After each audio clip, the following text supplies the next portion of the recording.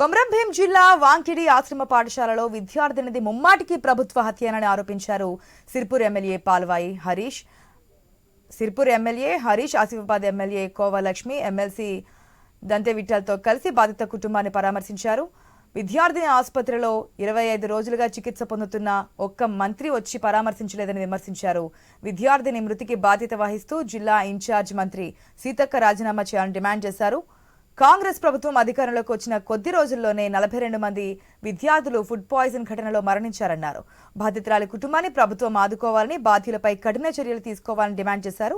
గత నెల 27న వాంకిడి ఆశ్రమ పాఠశాలలో ఫుడ్ పాయిజన్ ఘటనలో 3 పరిస్థితి విషమంగా ఉండగా హైదరాబాద్ తరలించిన విషయం తెలిసిందే. 2 విద్యార్థులను డిశ్చార్జ్ కాగా మరో విద్యార్థిని చికిత్స పొందుతూ మరణించింది.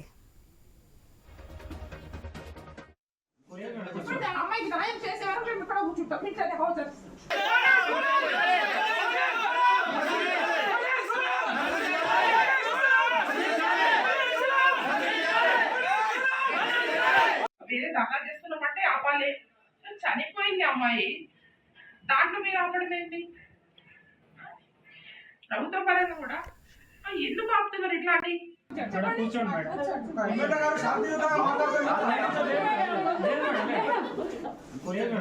అమ్మాయికి న్యాయం చేసే వరకు మేము ఇక్కడ కూర్చుంటాం.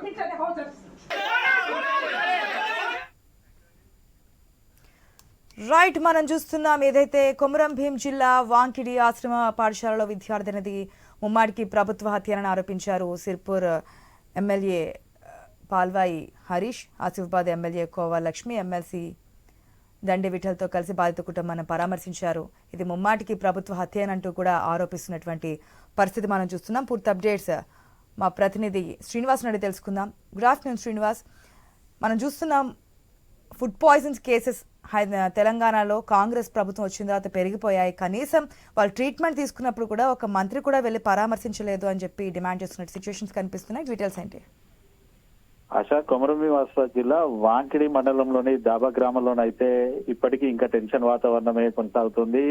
ఏదైతే నిన్న శైలజ మృతి అనంతరం ఈ రోజు ఉదయం దాబా గ్రామానికి అయితే శైలజ విద్యార్థి మృతదేహాన్ని తీసుకొచ్చిన పరిస్థితులు అయితే ఉన్నాయి. ఈ నేపథ్యంలో సిర్పూర్ ఎమ్మెల్యే పాల్వాయి హరీష్, ఆసిఫాబాద్ ఎమ్మెల్యే కోవలక్ష్మితో పాటు ఉమ్మడి ఆదిలాబాద్ జిల్లా ఎమ్మెల్సీ దండే విఠల్, అలాగే డీసీసీ జిల్లా అధ్యక్షుడు విశ్వప్రసాద్ అయితే బాధిత కుటుంబాన్ని పరామర్శించారు. అయితే ఈ నేపథ్యంలో ఇటు పాల్వాయి హరీష్ అయితే ఆరోపణలు చేశారు. దాదాపుగా కాంగ్రెస్ ప్రభుత్వం ఏర్పడి 11 నెలల కాలంలో ఇటు ఫుడ్ పాయిజన్ ఘటనలో 42 మంది విద్యార్థులు మృతి చెందినప్పటికీ కూడా ప్రభుత్వం నుంచి ఎటువంటి స్పందన లేదు. ప్రభుత్వం పర్యవేక్షణ కూడా పూర్తిగా లోపిందనేసి ఆయన ఆరోపణలు చేశారు.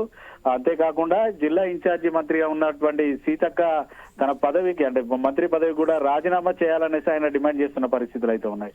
ఓవైపు ఈ ఘటన జరిగి 25 రోజులు అవుతున్నా కూడా ఫుడ్ పాయిజన్ కు సంబంధించి ఘటన ఎందుకు జరిగింది, ఈ ఘటన గల కారణాలు ఏంటనేసి ఇప్పటి వరకు అధికారులు వెల్లడించలే పరిస్థితులు అయితే ఉన్నాయి.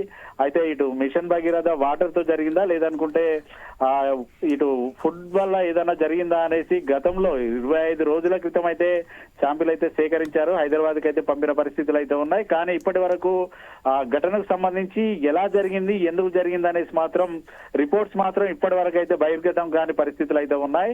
ఈ నేపథ్యంలో ఇటు జిల్లాకు సంబంధించిన అధికారుల పైన అయితే ఇటు ఎమ్మెల్యేలు అయితే ఆరోపణలు చేస్తున్నారు. ప్రభుత్వం స్పందించకపోవడం ఒక ఎత్తు అయితే, అంతేకాకుండా స్థానికంగా ఉన్నటువంటి అధికారుల పర్యవేక్షణ లోపం వల్లనే ఇటు గిరిజన ఆశ్రమ పాఠశాలలోనైతే వరుసగానైతే ఫుడ్ పాయిజన్ ఘటనలు జరుగుతున్నాయనేసి ఆరోపణలు చేస్తున్నారు. 25 రోజుల ట్రీట్మెంట్ లో శైలజ ఉన్న నేపథ్యంలో హైదరాబాద్ లో ఉన్నటువంటి మంత్రులు కనీసం ఆమెను పరామర్శించడానికి చూడడానికి వెళ్ళని పరిస్థితులు అయితే ఉన్నాయి.